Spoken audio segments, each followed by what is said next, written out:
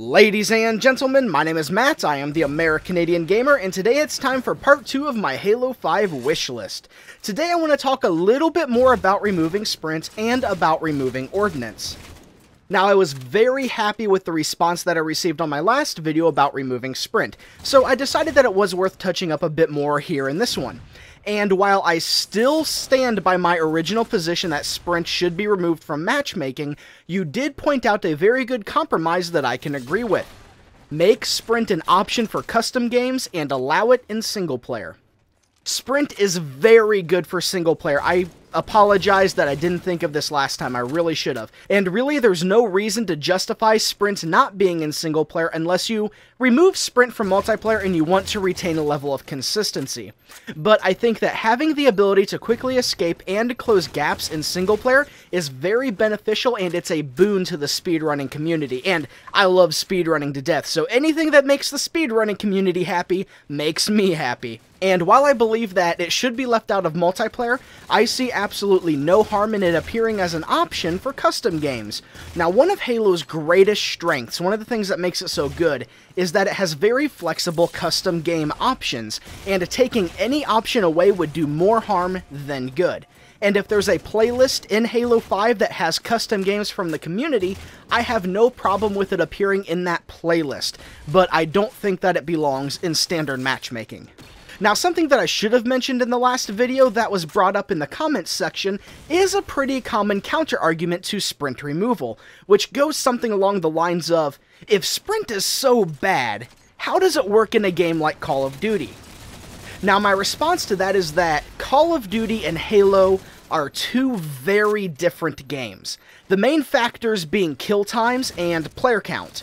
Call of Duty has more players per match, so you're more likely to constantly see opponents, and Call of Duty has much faster kill times.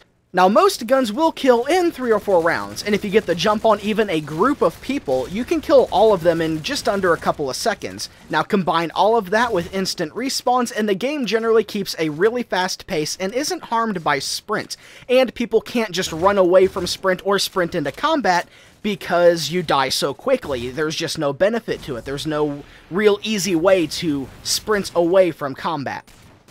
And there's many other reasons, but really it comes down to the fact that Halo and Call of Duty are very, very different games, and therefore the mechanics affect the games in different ways. Now, let's talk about removing Ordnance.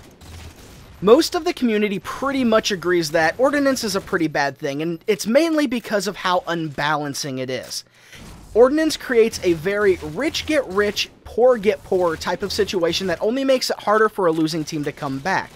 Now, 343 did try to make the system a little better. They looked at other kill streak systems in other games and said, okay, how can we improve this? And you can see that they tried to do that. They made it so that your points don't reset, and every time you call in an Ordnance, the amount of points that you need for your next call-in is increased by, I think, 30% by default.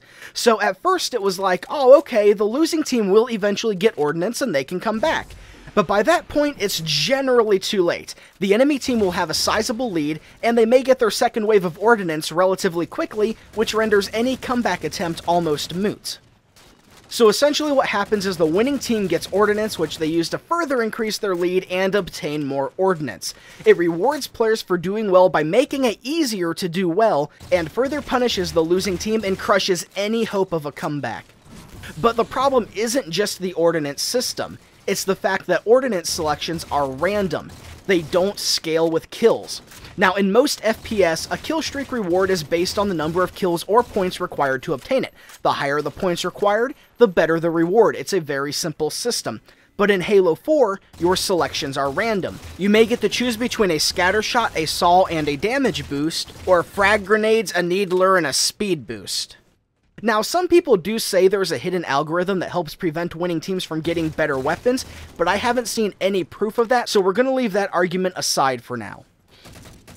Now, the randomness is somewhat of a double-edged sword. While it may prevent a winning team from gaining ultra-powerful weapons and making their victory that much more secured, it may also prevent a losing team from gaining the same weapons. Now imagine a losing team that is finally getting their Ordnance, and they think, okay, now's our chance, we can come back, let's do this. and then they get really bad ordnance, while the winning team gets really good ordnance. That is not fun or fair in any way. Now, another negative impact of Ordnance is that it removes the emphasis of map and weapon control. Controlling the map, and by extension, the power weapons, has been a staple of Halo multiplayer since day one. But why control the map and fight for the weapons when the game can bring the weapons to you? And to make matters worse, if a team does fight for the power weapons and obtains them, they can then use those weapons to gain ordnance, so it creates this domino effect where one power weapon leads into another. They use the weapons on the map to get ordnance, then they use the ordnance to control the map, and then they obtain the power weapons again because they had ordnance weapons, then they use those power weapons to get more ordnance, and the cycle continues and continues. You see my point.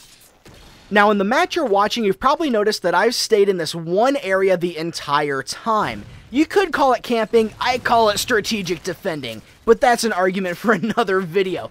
But there is no ordnance in this game type, it's Team Slayer. But imagine if this was Infinity Slayer and it had ordnance.